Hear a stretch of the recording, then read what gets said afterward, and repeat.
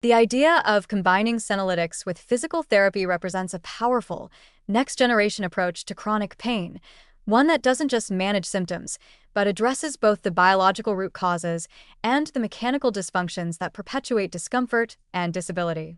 For decades, chronic pain treatment has been divided into two often disconnected paths: pharmacological interventions to control inflammation or mask pain, and movement-based rehabilitation to restore function.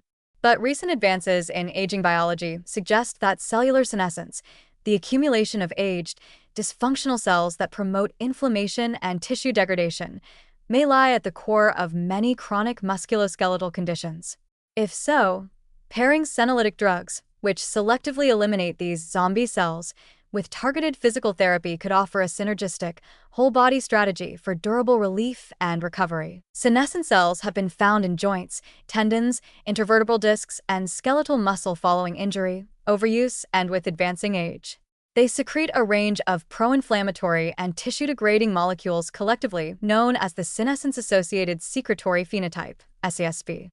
This toxic microenvironment interferes with regeneration, activates pain pathways, and leads to structural weakening of connective tissue.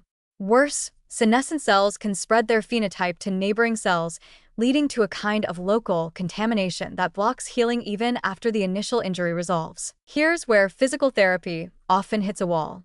Despite excellent biomechanics and movement re-education, the tissue itself may remain in a biologically compromised state, inflamed, fibrotic, and resistant to remodeling. A chronically irritated tendon or stiff spine segment may not respond to exercise simply because the internal environment is still dominated by SASP signals. By clearing out senescent cells with senolytics, we may be able to reset this environment and make tissues more receptive to the mechanical loading, stretching, and proprioceptive retraining offered by physical therapy. On the other hand, movement itself has cellular benefits. Exercise is known to activate autophagy, improve mitochondrial function, and in some studies, even reduce senescence markers. In animal models, mechanical loading of tissues can enhance stem cell activation and stimulate repair pathways that reverse degenerative changes. This suggests that physical therapy could complement senolytics not only mechanically but metabolically, amplifying the regenerative window created by clearing out aged cells. What makes the dual approach especially promising is the timing synergy.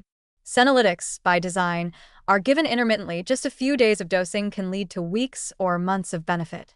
This creates a strategic window for physical therapy to take advantage of newly cleared tissue environments. For instance, imagine a protocol in which a patient with chronic knee pain due to mild osteoarthritis receives a 3-day course of senolytic treatment with Physidin or a dasatinib-quercetin combo, followed by an intensive 2 to 4-week rehabilitation cycle focused on joint mobility, neuromuscular retraining, and progressive loading. This cycle could then be repeated quarterly, providing both molecular and mechanical renewal. Early animal data supports this idea. In studies of joint injury and cartilage degeneration, senolytic treatment improved tissue quality and reduced inflammatory signaling. When combined with mechanical stimulation, outcomes were significantly better than with either intervention alone. Similarly, in aged muscle models, senolytic clearance followed by functional training improved strength, coordination, and muscle architecture beyond baseline levels. The implication is clear. Senolytics unlock regenerative potential, while physical therapy directs it. This approach also offers important psychological and behavioral benefits. Many patients with chronic pain become discouraged by the slow pace or modest results of rehab. But if senolytics help reduce pain and inflammation more rapidly, they may increase engagement, motivation, and adherence to physical therapy, creating a virtuous cycle. Likewise, rehab professionals could use post-senolytic windows as peak opportunity periods to introduce challenging movements or restore higher levels of function. From a safety standpoint, the integration appears favorable. Natural senolytics like Physidin and quercetin are well tolerated, with antioxidant properties that may actually support exercise recovery. More potent drugs like navitoclax or dasatinib require monitoring, but when used in intermittent, low-dose regimens, they have shown acceptable profiles in older adults.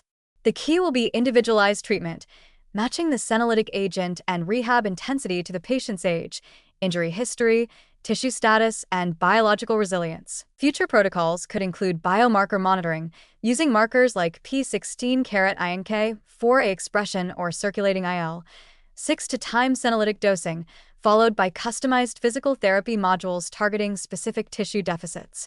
Wearables and digital movement analysis could help track recovery trajectories, optimizing both cellular and functional outcomes in real time. In sum, combining senolytics with physical therapy isn't just a novel pairing, it reflects a shift toward integrative, systems-level thinking in chronic pain medicine. Instead of chasing symptoms or compensating for structural decline, we may finally be able to restore biological function at the cellular level and then guide that restoration with intelligent, movement-based care. For patients living with persistent back pain, joint dysfunction, or post-injury stiffness, this could be a transformative path, one that restores not only mobility, but resilience and quality of life far beyond what either intervention could achieve alone.